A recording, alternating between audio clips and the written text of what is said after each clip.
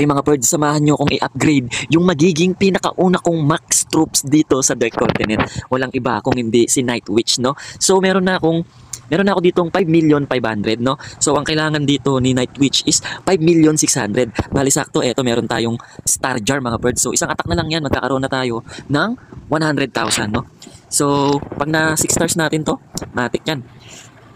Game, 6 stars na natin to. Kung 6 stars, no? Kung hindi, tingin ko, kakasya na yung mga elixir dun sa sa storage.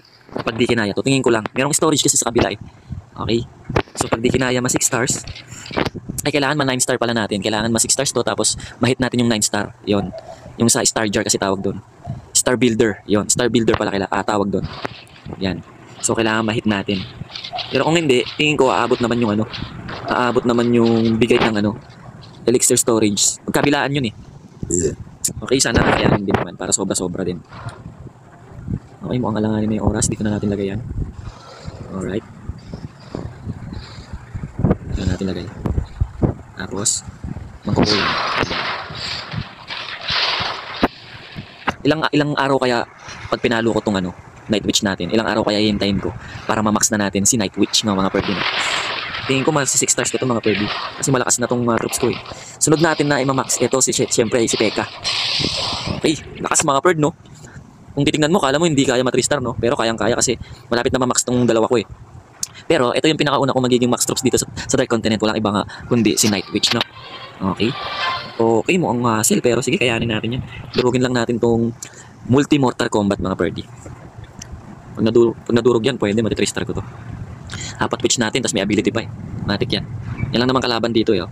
Si multi-mortar combat mga birdie, no? Ayun ba, kabilaan, tumitira yung airdep mga birdie. Sige, pwede na siguro yan. Pag natin to. Tapos, witch natin. Yan. Oh, namatay si Captain mga birdie, pero wala pa rin na. Ayun na, pwede ko na to, may panel na eh.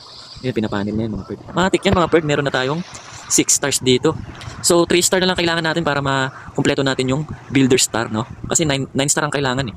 Pasabugin na natin yan. Boom! Okay. Okay, 3 star na lang kailangan.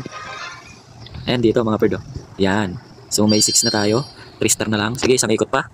Kahit 3 star lang siguro natin. Pero kung kaya naman 6 star, sige, why not?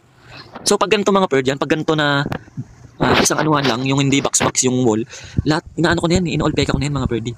Tinan nyo, in-all peka ko na yan, tinan nyo. Yan, in-all peka ko na yan, tapos dito na lang din si capter. Yan, kasi hindi nang babasag ng wall yung mga peka dyan eh. Yan, basag na lang ng basag ng defense tsaka kalat yung dyan, peka. Di ba? Yan, dire-diretso na lang yung peka dyan.